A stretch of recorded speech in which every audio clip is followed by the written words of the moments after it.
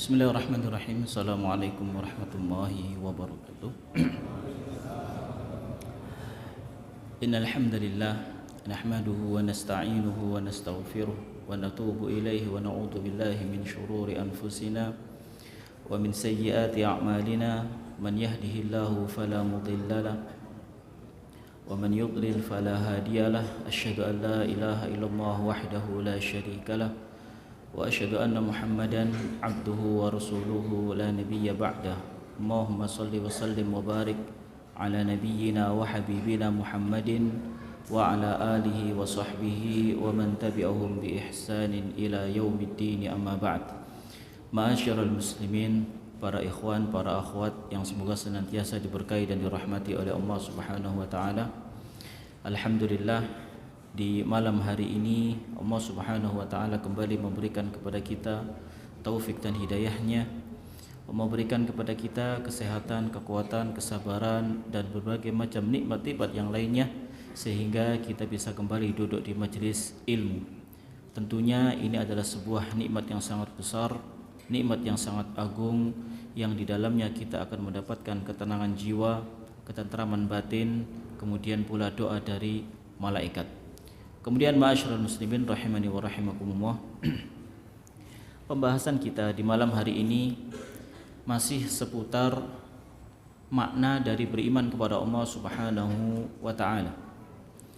Masih seputar penjelasan tentang rukun iman yang pertama.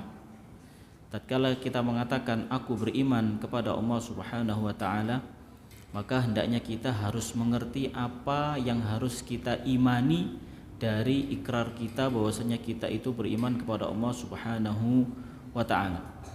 Maka yang pertama, tatkala kita mengatakan bahwasanya aku beriman kepada Allah Subhanahu wa taala, maknanya itu adalah aku beriman kepada rububiyahnya Allah Subhanahu wa taala. Aku beriman kepada uluhiyahnya Allah Subhanahu wa taala, dan aku beriman kepada asma dan sifatnya Allah Subhanahu wa taala. Jadi aku beriman kepada rububiyahnya Allah, yaitu bahwasanya dialah Allah Subhanahu wa taala pencipta, penguasa dan pengatur alam semesta. Dialah yang memiliki alam semesta ini. Tidak ada pencipta selain Allah Subhanahu wa taala. Tidak ada penguasa, pemilik dan pengatur selain Allah Subhanahu wa taala. Kemudian aku beriman atau kita beriman bahwasanya Allah Subhanahu wa taala dialah satu-satunya zat yang berhak untuk disembah. Tidak ada sesembahan-sesembahan lainnya yang memiliki hak untuk disembah. Kemudian yang ketiga, kita mengimani bahwasanya Allah Subhanahu wa taala itu memiliki nama-nama dan sifat-sifat, memiliki nama-nama yang indah dan juga memiliki sifat-sifat yang agung dan mulia. Dan kita meyakini bahwasanya Allah Subhanahu wa taala itu esa dalam ketiga hal tadi, yaitu dialah satu-satunya pencipta, pemilik, pengatur dan penguasa alam semesta ini. Dia pula lah satu-satunya sesembahan yang berhak untuk disembah, dan dia pula lah satu-satunya pemilik nama-nama yang agung dan sifat-sifat yang tinggi dan mulia. Tidak ada satupun dari makhluknya yang dapat menandinginya atau berserikat dengan Allah Subhanahu wa taala dalam tiga hal tersebut. Kemudian selanjutnya muallif membawakan ayat-ayat dari Al-Qur'anul Karim yang menunjukkan akan hal-hal yang harus kita imani tatkala kita mengatakan bahwasanya aku beriman kepada Allah Subhanahu wa taala. Maka yang telah kita bahas adalah ayat kursi, ya. Itu telah kita bahas pada pertemuan yang lalu, ya, hal-hal yang harus kita imani, ya, di antaranya adalah bahwasanya Allah Subhanahu wa taala itu la ta'khudhuhu sinatun wala naum. Allah itu tidak ngantuk dan tidak pula tidur. Kemudian Allah Subhanahu wa taala itu senantiasa terus-menerus mengurusi makhluknya dan tidak pernah terasa lelah atau terasa capek. Tidak ada letih, tidak ada capek bagi Allah Subhanahu wa taala. Kemudian berikutnya nu'minu bi annahu huwallahu alladzi la ilaha illahu. Kita juga harus mengimani bahwasanya dialah Allah Subhanahu wa taala, sesembahan yang berhak untuk disembah, alimul ghaibi wasyahadah. Allah Subhanahu wa taala itu zat yang mengetahui segala perkara yang gaib, yang tidak nampak maupun yang nampak. Jadi tidak ada yang samar bagi Allah Subhanahu wa taala. Berbeda dengan kita. Kita itu tahu yang tampak-tampak saja. Yang tidak tampak kita tidak mengetahuinya. Bahkan sebagian perkara gaib yang kita ketahui itu pun kita dapatkan kabar, itu kita dapati dari kabar Allah Subhanahu wa taala, atau itu kita dapatkan karena Allah mengabarkan hal itu kepada kita. Kemudian Huwar Rahmanur Rahim, dialah Allah Subhanahu wa taala Ar-Rahman, yang Maha Pengasih lagi Maha Penyayang. Jadi Allah Subhanahu wa taala itu memiliki sifat rahmah, sifat kasih sayang kepada hamba-hambanya. Dan bukan cuma sifat saja, tetapi rahmat Allah Subhanahu wa taala itu betul-betul sampai kepada hambanya. Sehingga Ar-Rahman dan Rahim ini adalah dua nama, tapi ya, tidak dikatakan satu. Unsurnya sama, yaitu dari Ar-Rahmah. Ya, hanya saja kata para ulama, maknanya Ar-Rahman itu sifat yang melekat bagi Allah Subhanahu wa taala. Jadi Allah itu punya sifat rahmah, punya sifat kasih sayang, dan Ar-Rahim itu maknanya bahwasanya rahmat Allah itu benar-benar sampai dan dirasakan oleh makhluknya. Di antaranya kita, termasuk makhluknya Allah Subhanahu wa taala yang merasakan kasih sayangnya Allah Subhanahu wa taala. Betul tidak jemaah? Antum merasakan kasih sayang Allah tidak? Merasakan ya? Apa buktinya? Buktinya kalau kita sakit, Allah Subhanahu wa taala hilangkan dari kita 3 hal. Allah cabut dari diri kita 3 hal ketika kita sakit.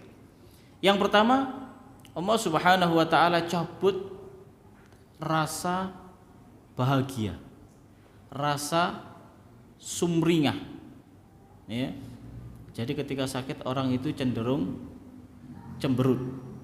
Ya. Apa? Cemberut. Kemudian Allah Subhanahu wa taala cabut dari orang yang sakit itu apa? Nafsu makan. Jenengan antum kalau lagi sakit, ya, meskipun ada makanan favorit antum, tapi kalau lagi sakit jadi nggak enak. Ya.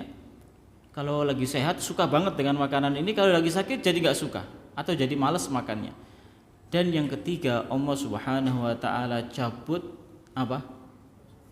Dosa-dosa kita. Terus bukti kasih sayang Allah kepada kita mana? Ketika kita sembuh dari sakit, Allah Subhanahu wa taala kembalikan senyuman kita.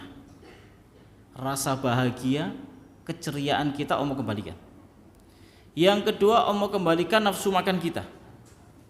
Tapi Allah tidak kembalikan dosa-dosa kita.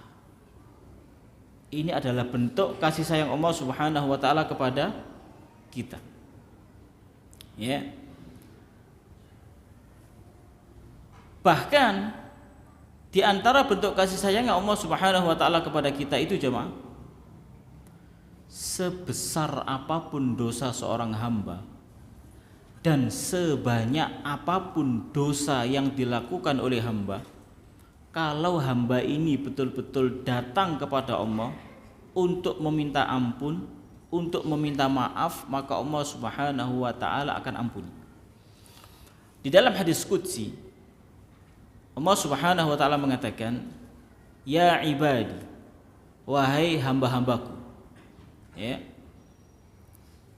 innakum tukhti'una bil-laili wan-nahar." Kalian itu selalu berlaku salah, berbuat salah di waktu siang dan malam.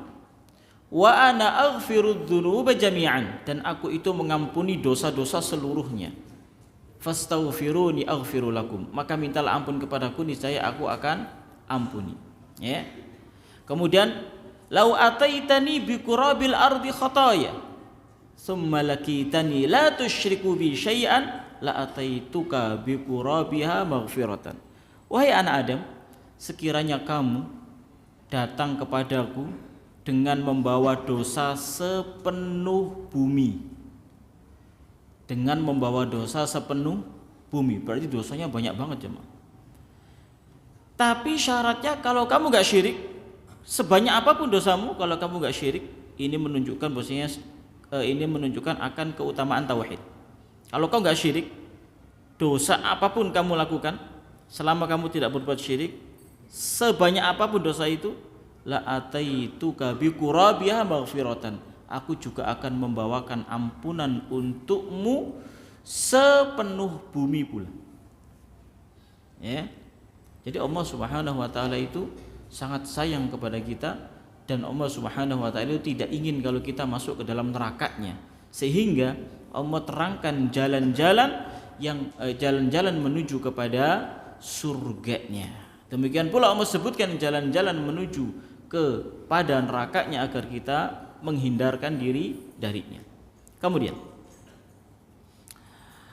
huwallahu alladzi la ilaha illahu, dialah Allah Subhanahu wa taala zat atau sesembahan yang tidak ada sesembahan yang lain yang berhak untuk disembah kecuali Dia, yaitu Allah Subhanahu wa taala. Kemudian Al-Malik, dialah Allah Subhanahu wa taala ya, raja. Ya, jadi kita harus mengimani bahwasanya Allah itu adalah Al-Malik, raja.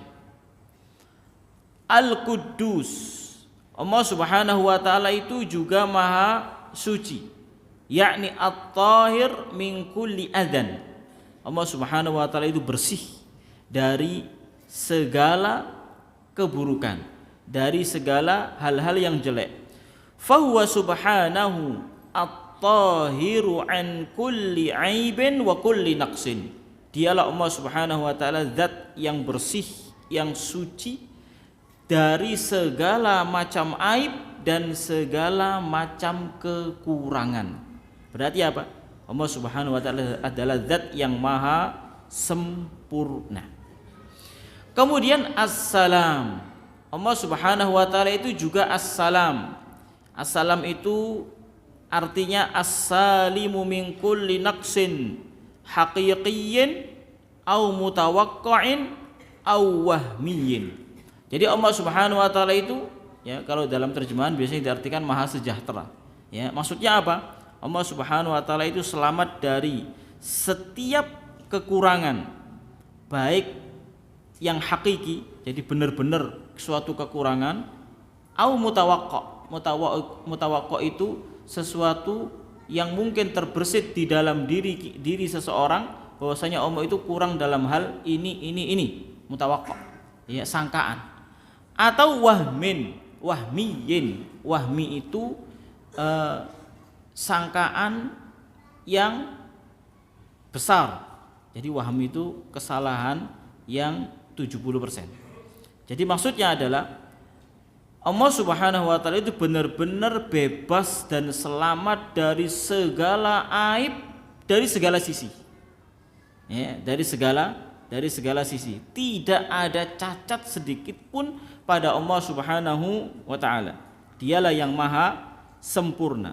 Salimun min kulli naqsin la fil hadiri wala fil ghaibi. Allah Subhanahu wa taala itu selamat dari segala macam bentuk kekurangan, ya, baik ya sekarang ya ataupun yang akan datang, ya. Jadi benar-benar Allah Subhanahu wa taala itu sempurna. Kemudian Al-Mu'min, Allah Subhanahu wa taala itu juga Al-Mu'min, ya, termasuk nama Allah Subhanahu wa taala. Ini harus kita imani. Jadi Allah punya nama Al-Mu'min. Apa Al-Mu'min itu artinya? Yang menjaga keamanan. Itu kalau kita lihat dalam terjemah yang ada, itu artinya yang menjaga keamanan. Ya, aslinya makna Al-Mu'min, kata Syekh, itu ada dua makna. Allah punya nama Al-Mu'min. Apa makna Al-Mu'min itu? Al-Mu'min itu ada dua makna. Yang pertama, annahu yu'amminu min adzabihi man la yastahiqqul adzab. Allah Subhanahu wa taala itu akan memberikan rasa aman dari azabnya kepada orang yang memang tidak berhak untuk diazab. Ya. Siapa jamaah? Orang yang tidak berhak untuk diazab oleh Allah Subhanahu wa taala. Haqqullahi 'alal ibad. Jadi ada hak Allah dan ada hak hamba. Ya. Hak Allah itu apa? Haqqullahi 'alal ibad ayya'buduhu wa la yusyriku bihi syai'an. Hak Allah kepada para hambanya itu adalah agar mereka hamba-hamba ini betul-betul menyembahnya, beribadah hanya kepadanya dan tidak mempersekutukan Allah Subhanahu wa taala dengan sesuatu apapun. Jadi syirik itu jamaah perkaranya memang besar, perkaranya memang dahsyat. Oleh karena itu dakwanya para nabi, ya, dari awal sampai dari akhir isinya tauhid. Karena tauhid ini kunci keselamatan seorang hamba di dunia dan di akhirat. Tauhid ini pondasi keimanan. Kalau tauhidnya gagal, maka bangunan yang dibangun di atas pondasi yang rapuh tersebut akan hancur berantakan, tidak dianggap oleh Allah Subhanahu wa taala. Makanya Allah mengatakan la in asyrakta la yahbatanna 'amaluk wa la takunanna minal khasirin. Kalau kau berbuat syirik, amalmu tak batalkan, amalmu tak hilangkan, enggak aku anggap, dan kelak engkau akan menjadi orang-orang yang merugi.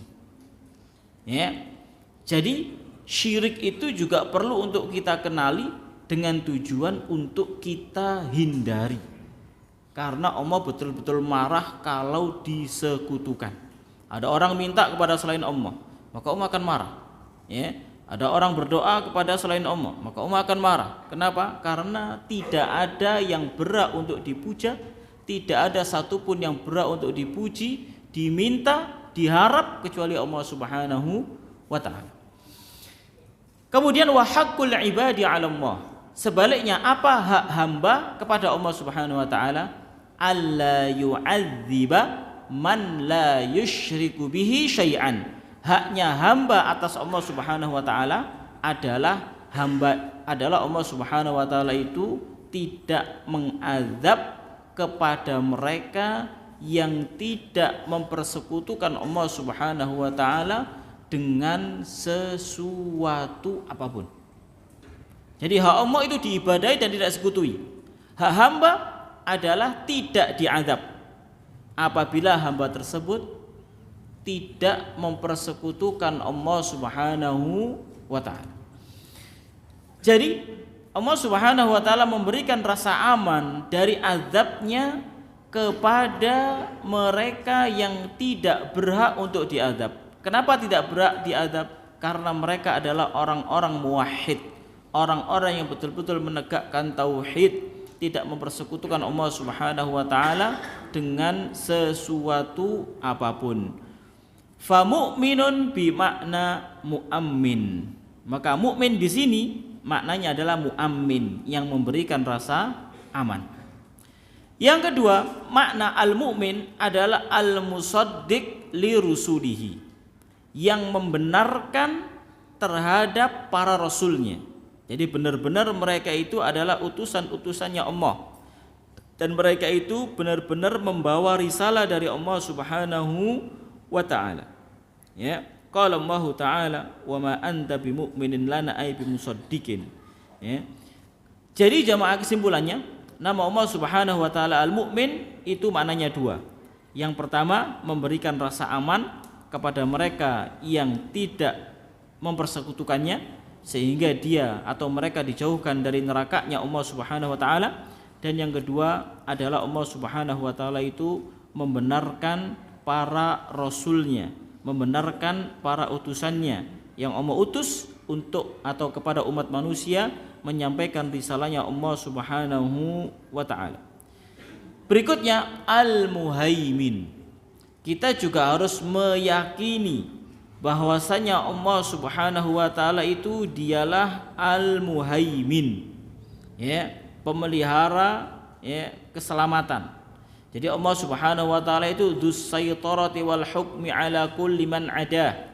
Jadi Allah itu betul-betul memiliki hukum dan kendali, kekuasaan kepada setiap orang-orang yang menyelisihinya. Jadi tidak ada yang keluar dari hukumnya Allah Subhanahu wa taala. Tidak ada yang bisa keluar dari hukumnya Allah Subhanahu wa taala dan dari penguasaan Allah Subhanahu wa taala.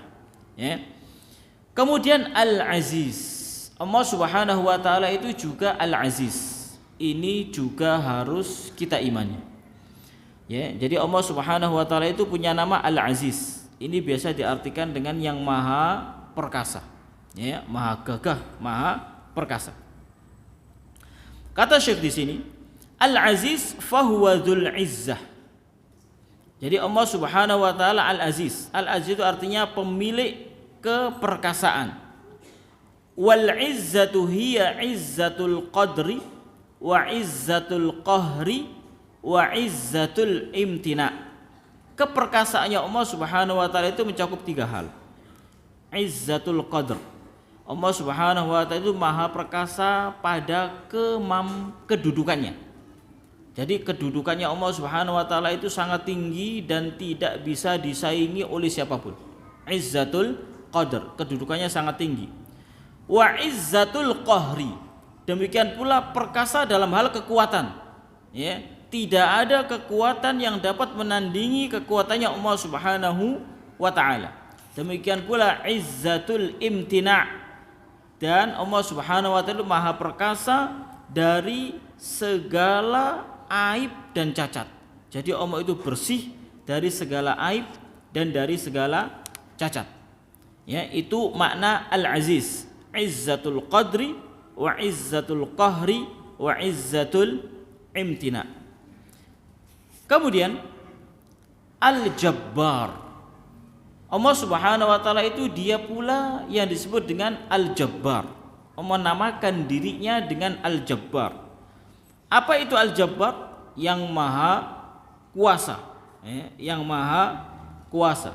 Kemudian Al-Mutakabbir. Allah Subhanahu wa taala juga Al-Mutakabbir, memiliki nama Al-Mutakabbir. Sehingga kita kalau menamai anak kita dengan Abdul Mutakabbir boleh, Abdul Jabbar boleh, Jadi kita jangan terpaku dengan Abdurrahman, Abdullah, Abdul Aziz, padahal nama-nama Allah Subhanahu wa taala itu banyak, bahkan lebih dari 99. Al-Mutakabbir. Apa arti Al-Mutakabbir? Yang memiliki segala keagungan. Allah Subhanahu wa taala dialah pemilik segala keagungan. Subhanallahi amma yusyrikun. Maha suci Allah Subhanahu wa taala dari apa-apa yang mereka sekutukan, dari al-asnam, dari berhala-berhala yang disembah oleh mereka, para penyembah berhala. Jadi Allah Subhanahu wa taala itu maha suci dari sekutu-sekutu yang dijadikan oleh para penyekutu sebagai sekutu-sekutu bagi Allah Subhanahu wa taala. Kita lihat sejarah manusia dalam kehidupan mereka di bumi ini, mereka di samping menyembah Allah Subhanahu wa taala, mereka juga menyembah kepada yang lainnya. Dan itu yang biasa disebut dengan al-asnam, berhala. Bisa berupa patung, bisa juga berupa batu atau matahari, atau juga bulan, mungkin juga bintang, pohon, dan yang lainnya. Kemudian huwallahul khaliqul bari'ul musawwir. Yang harus kita imani berikutnya, dialah Allah Subhanahu wa taala al-khaliq. Jadi Allah itu al-khaliq. Al-Khaliq itu jemaah artinya pencipta. Lebih tepatnya lagi, makna al-khalq itu adalah al-ijadu ba'dal adam. Dialah yang mengadakan setelah sebelumnya tidak ada. Ya, mengadakan setelah sebelumnya tidak ada. Jadi memang betul-betul sesuatu yang baru. Ya, betul-betul sesuatu yang baru. Yaitu mengadakan yang sebelumnya tidak ada. Beda dengan manusia. Apa yang dibuat oleh manusia itu bahasanya bukan al-khalq, bukan menciptakan, tapi at-taghyir, merubah dari satu keadaan kepada keadaan yang lain. Contoh, meja ini buatan siapa? Buatan manusia. Dan ini tidak dikatakan khalqul insan, ciptaannya manusia, tapi buatannya manusia. Dalam bahasa Arab namanya taghyir, perubahan dari satu bentuk kepada bentuk yang lainnya. Dari pohon, ya, pohon, kayu itu, pohon. Kemudian melalui proses, ya, dipotong segala macam, ya, sehingga akhirnya terbentuklah meja kayu ini. Sehingga tetap dikatakan Allah Subhanahu wa taala lah Al-Khaliq. Manusia itu hanya memproses, hanya merubah. Aslinya meja ini terbuat dari pohon, pepohonan atau kayu. Pohon itu siapa yang menciptakan? Allah Subhanahu wa taala. Jadi tetap Allah Subhanahu wa taala lah yang Maha Pencipta. Itu makna Al-Khaliq. Makanya kita katakan tidak ada pencipta selain Allah Subhanahu wa taala. Kemudian Al-Bari. Allah Subhanahu wa taala itu juga Al-Bari. Ya, Al-Bari ini sama dengan Al-Khalq. Al-Khaliq, menciptakan. Ya. Hanya saja ada sedikit perbedaan antara Al-Khaliq dengan Al-Bari. Makanya kalau antum lihat dalam terjemahan Al-Qur'an itu, huwallahul khaliqul bari'ul musawwir, dialah Allah Subhanahu wa taala yang Al-Khaliq, Maha mencipta, Maha pencipta, Al-Bari yang Maha mengadakan, dan yang ketiga Al-Musawwir yang membentuk rupa, Jadi Al-Bari, mana Al-Bari itu adalah Al-Khaliqu min ghairi mithalin sabiqin. Makna Al-Bari itu adalah dia adalah pencipta dengan tanpa ada contoh sebelumnya. Jadi benar-benar itu ciptaan yang baru. Tidak ada yang mendahuluinya dalam hal itu. Beda dengan manusia. Ketika muncul Avanza, muncul saingannya, Xenia. Atau Xenia dulu yang dulu. Ketika muncul NMAX, muncul PCX, misalkan gitu. Nggak tahu mana yang dulu. Jadi akan ada sesuatu yang baru, tapi bukan benar-benar baru. Ya, mungkin beda modelnya saja, tapi ya sedikit beda, serupa tapi tak sama. Orang bilang serupa tapi tak sama. Itu yang bisa dilakukan oleh manusia. Sehingga istilah yang sering muncul atau sering kita dengar adalah ATM, amati, tiru, modifikasi. Tapi kalau Allah Subhanahu wa taala tidak. Ya. Ketika Allah ciptakan ikan, sebelumnya tidak ada yang membuat ikan. Ketika Allah ciptakan langit dan bumi, sebelumnya tidak ada yang menciptakan seperti langit dan bumi. Jadi benar-benar sesuatu yang baru tanpa ada yang mendahuluinya dalam hal itu. Itulah Al-Bari. Kemudian Al-Musawwir, dialah yang telah membentuk rupa. Ya, ja'ilus syai' ala suratin muayyanah. Dialah yang telah menjadikan sesuatu itu menurut bentuk tertentu. Ya. La yaqdiru alaihi illallah, dan itu tidak ada yang mampu kecuali Allah Subhanahu wa taala. Contoh, Allah Subhanahu wa taala ciptakan kita, ya, anak keturunan Adam dan anak keturunannya termasuk kita dengan bentuk seperti yang kita saksikan bersama. Ya, ada kaki, ada tangan, ada telinga, ada mata, ya, kemudian ada hidung dan lain-lainnya. Allah sudah katakan laqad khalaqnal, bahkan penciptaan manusia adalah ya sebagus-bagusnya ciptaan. Laqad khalaqnal insana fi ahsani taqwim. Coba antum bayangkan kalau hidung itu bentuknya tidak seperti yang kita lihat bersama. Dalam artian hidung lubang hidung itu kan mengarah ke bawah. Coba kalau mengarah ke atas. Kalau hujan repot antum. Ya, lihat ciptaan Allah Subhanahu wa taala, luar biasa. Mata dijadikan bersanding seperti itu, indah jemaah. Coba kalau seandainya yang naudzubillah yang kanan itu mata, yang kiri ini telinga. Mata satunya di sini. Kan jadinya aneh. Lihat betapa maha sempurnanya Allah Subhanahu wa taala. Dan sungguh benar apa yang Allah katakan. Ya, sungguh kami itu telah menciptakan manusia dalam sebaik-baik bentuk. Belum lagi ketika kita mempelajari anatomi tubuh, ada pankreas, kecil dia tapi fungsinya sangat besar. Ada ginjal, bahkan ginjal ini Allah sediakan cadangannya. Ada berapa ginjal masing-masing orang? 2. Kalau bukan kelainan ada 2, 1 gak berfungsi, masih ada 1 lagi. Ya, bahkan subhanallah jemaah, ketika ginjal ini dua-duanya gak berfungsi, ya, maka kalau dalam dunia medis pilihannya mungkin ada 3. Yang pertama, Anda harus cuci darah mungkin setiap pekan atau setiap 2 pekan atau setiap bulan, ya. Atau Anda harus membeli ginjal, tapi ini nggak boleh. Ya, jual beli organ tubuh itu nggak boleh, haram. Ya, haram. Kecuali tidak membeli, dikasih.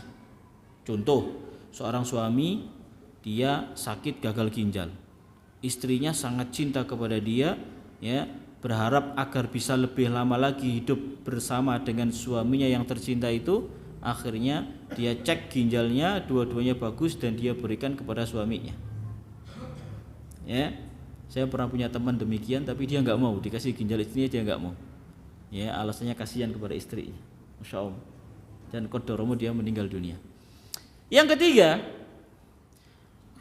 di dalam perut itu ada rongga yang memang Allah ciptakan bukan karena tidak ada fungsinya.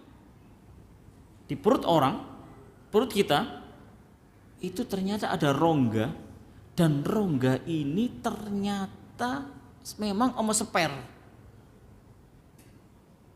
Ya, kalau kita nggak tahu, maka kita akan mikir untuk apa rongga ini. Ternyata dalam kedokteran, rongga ini jalan terakhir yang dapat digunakan oleh mereka yang gagal ginjal.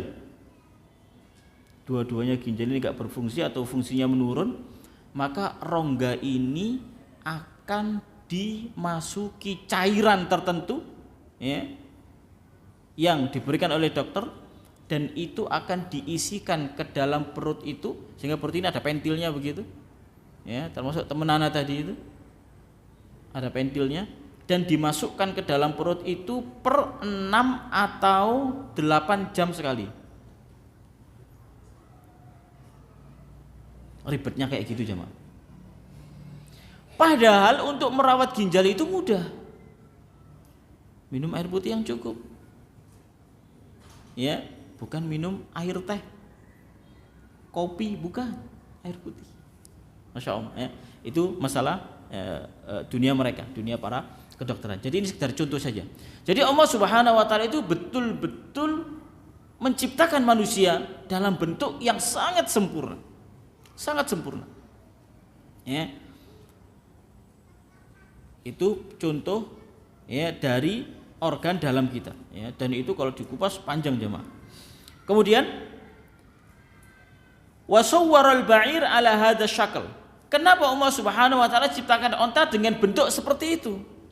Kemudian kenapa Allah Subhanahu wa taala ciptakan kuda dengan bentuk seperti itu, dan seterusnya. Kalau kita lihat masing-masing ciptaan-ciptaan Allah Subhanahu wa taala, ya, bahkan kalau kita perhatikan dengan seksama, ikan dengan berbagai macam jenisnya, mulai dari ikan air tawar, ikan air laut, ikan air laut, kenapa bentuknya begini, kenapa bentuknya begitu, Itu semuanya ya karena Allah Subhanahu wa taala Al-Musawwir, dialah yang membentuk rupa. Bahkan sesama manusia saja ya wajahnya beda-beda.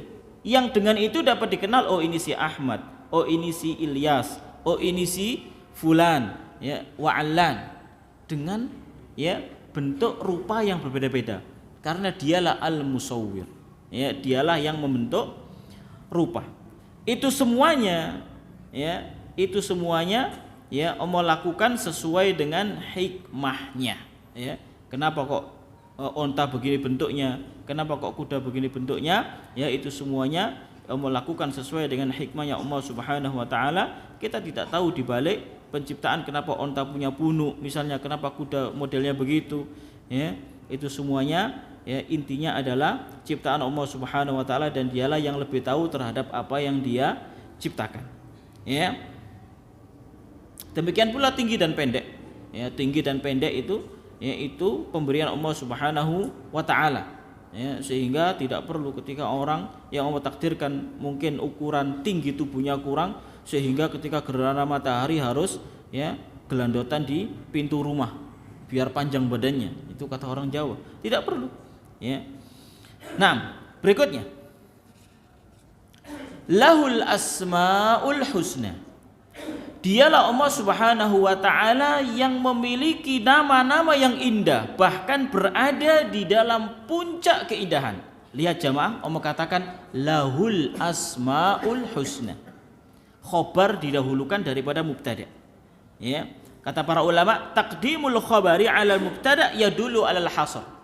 Ketika sesuatu yang harusnya di akhir kok didepankan. Ya, pola dalam bahasa Arab itu mubtada baru khobar. Ya.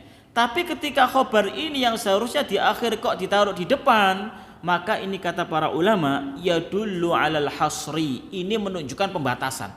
Maksudnya apa? Ketika Allah katakan lahul asmaul husna, benar-benar hanya bagi Allah yang memiliki nama-nama yang indah, tidak ada yang lainnya.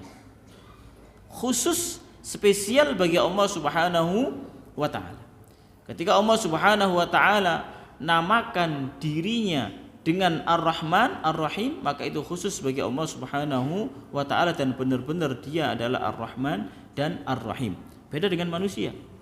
Ada kalanya seseorang namanya ya bagus ya, Mahmud misalkan, yang terpuji, tapi perilakunya tidak terpuji. Tapi kalau Allah Subhanahu wa taala tidak.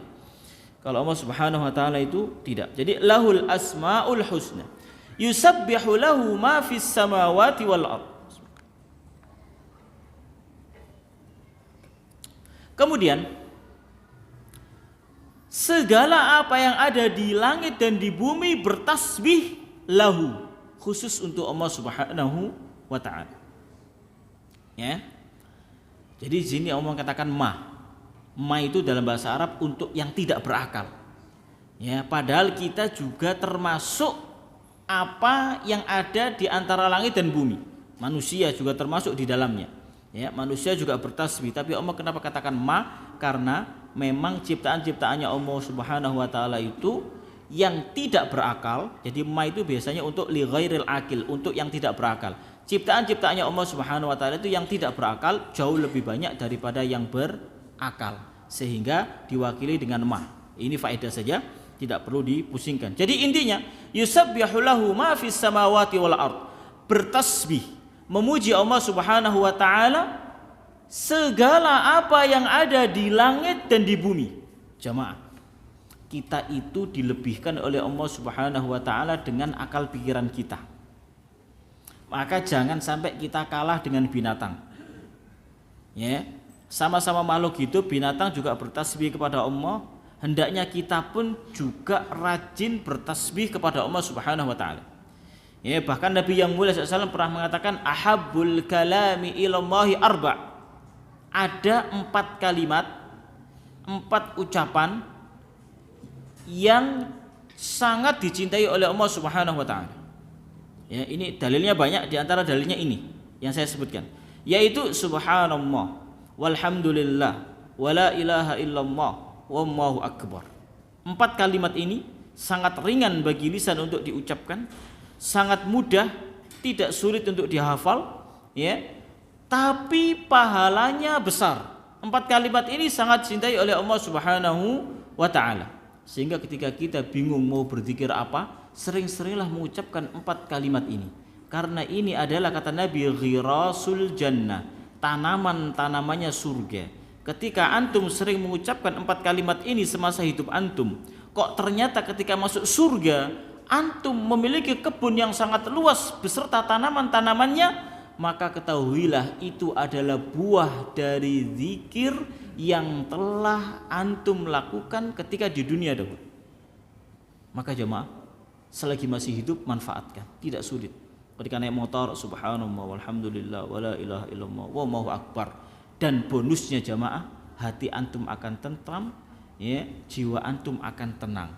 Karena Allah mengatakan ala bidzikrillah tatmainnul qulub. Dengan berzikir kepada Allah, hati akan menjadi tentram. Ya, zikir, ya, dengan mengucapkan kalimat-kalimat thayyibah, memperbanyak istighfar, kemudian mengucapkan kalimat subhanallah walhamdulillah wala ilaha illallah wallahu akbar, kemudian juga dengan membaca Al-Qur'an. Al-Qur'an itu juga bagian dari zikir, maka Allah Subhanahu wa taala akan berikan ketenangan, kenyamanan hati dan batin. Di saat orang bingung, ya, bingung bagaimana caranya agar hati ini bisa tenang, berbagai macam cara dilakukan, padahal kuncinya ketenangan jiwa dan hati itu ada pada zikir kepada Allah Subhanahu wa taala. Dan wasiatnya Nabi yang mulia SAW kepada kita semuanya, beliau juga mengatakan la yazalu lisanuka ratban bidzikrillah. Hendaknya lisanmu itu senantiasa basah dengan zikir kepada Allah Subhanahu wa taala. Sampai saking seringnya berzikir kepada Allah Subhanahu wa taala, ketua riset, ya, atau katakanlah ketua, kalau Indonesia MUI, ya, kalau, ya, MUI-nya Saudi, kalau Indonesia bahasanya MUI. Beliau ini Syekh Abdul Aziz bin Abdullah ibni Baz, beliau ketuanya, ya, dan beliau ini buta. Sejak umur 18 tahun beliau diuji oleh Allah Subhanahu wa taala kehilangan pandangan beliau. Ya, ketika umur 18 tahun beliau kehilangan pandangan, diuji oleh Allah Subhanahu wa taala. Ajibnya jamaah, beliau ini seorang alim minal ulama, ketika beliau diambil pandangannya oleh Allah, kalimat pertama yang terucap itu bukan innalillah. Lebih dahsyat daripada itu kan musibah jemaah. Tapi yang terucap adalah alhamdulillah, bersyukur kepada Allah Subhanahu wa taala. Kenapa? Karena semua yang Allah takdirkan kepada hambanya itu baik. Ya, kemudian beliau meminta kepada Allah, ya Allah, ya, Engkau telah mengambil pandanganku, ya, maka sebagai gantinya jadikanlah hatiku ini, ya, dapat memandang dengan tajam, ya. Jadi alihkan pandanganku kepada hatiku, ya, memiliki pandangan yang tajam. Nah, adzan dulu jemaah.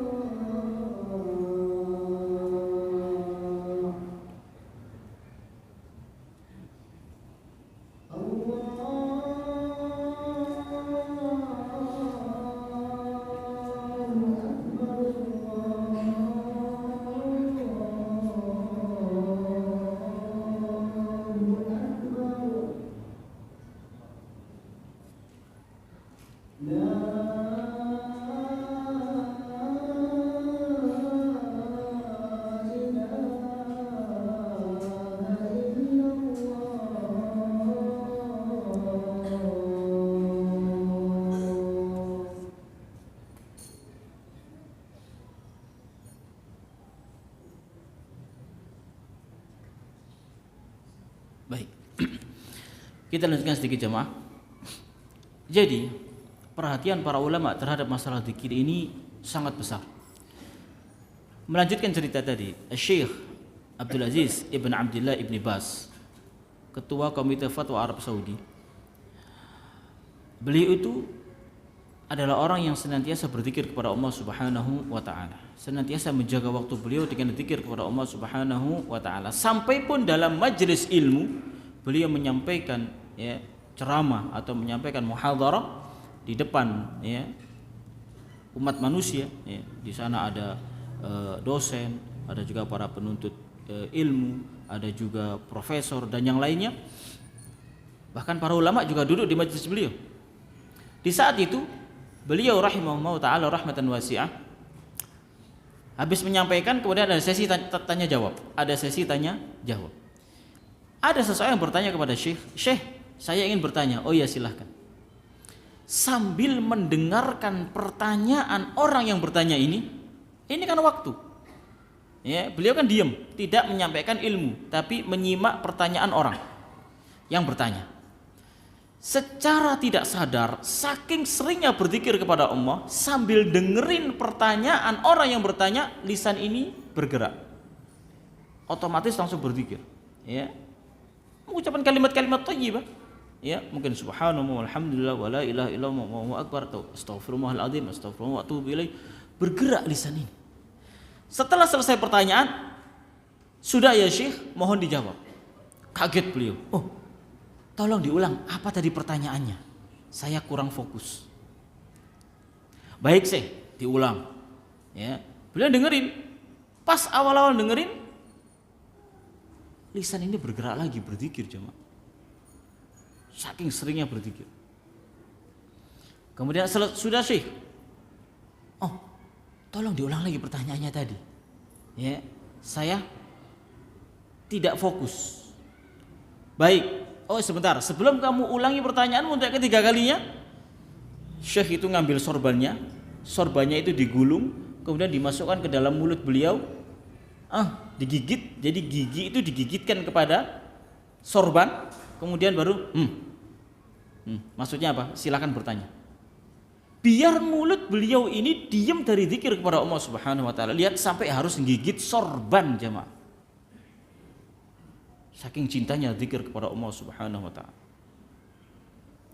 Baru setelah itu beliau bisa menyimak dengan baik karena lisan ini diam, tidak berzikir, sedang sibuk menggigit sorban, dan bisa menyimak pertanyaan itu sehingga beliau menjawab.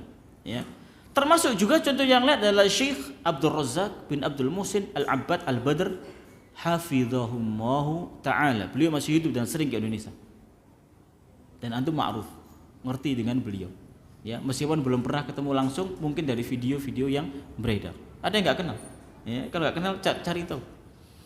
Itu salah seorang ulama rabbani, seorang murabbi, pendidik sejati. Itu sangat dikenal. Beliau itu dosen di UIM, Universitas Islam Madinah. Tapi tidak semua pengajar itu murabbi. Beliau itu seorang murabbi. Murabbi itu apa? Orang yang betul-betul bukan cuma pengajar tapi sekaligus pendidik.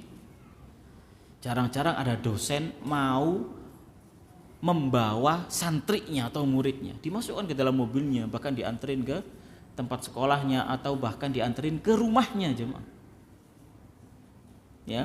Agar murid ini juga belajar tentang adab. Beliau ini pernah berkunjung ke Indonesia. Di salah satu kunjungan beliau, di saat itu di dalam mobil itu, di antaranya ada Ustadz Firanda dan ustadz-ustadz yang lainnya. Biasalah ketika di mobil itu ngobrol, obrolan-obrolan ringan sama asatidzah, ngobrol, entah nggak tahu judul obrolannya apa, ngobrol. Jadi ada canda-candanya begitu. Kemudian agar tidak salah sangka, Syekh ini berkata kepada orang-orang yang di mobil, "Mohon maaf, saya tidak bisa ikutan bercandaria atau ngobrol dengan kalian. Jadi saya izin, saya mau berzikir kepada Allah Subhanahu wa taala." Lihat jemaah. Dan beliau memang senang sekali berzikir kepada Allah Subhanahu wa taala. Dan antum lihat video-video beliau. Orangnya itu tenang banget. Santun banget. ya, menunjukkan akan ketenangan batin dan jiwanya. Luar biasa cuma. Ya, pengaruh dasar dari zikir kepada Allah Subhanahu wa taala. Ya. Kemudian, masyarul muslimin rahimani wa rahimakumullah. Jadi jangan sampai kalah dengan makhluk-makhluk Allah yang lainnya. Kita adalah makhluk yang mulia. Jangan sampai kalah dengan batu. Batu pun juga bertasbih kepada Allah Subhanahu wa taala. Ya. Orang kafir pun bertasbih, hanya saja tasbih mereka adalah bilisanil hal, laisa bilisanil maqal. Jadi tasbih itu ada dua. Makanya dikatakan semua yang ada di muka bumi ini, di langit dan di bumi bertasbih kepada Allah Subhanahu wa taala.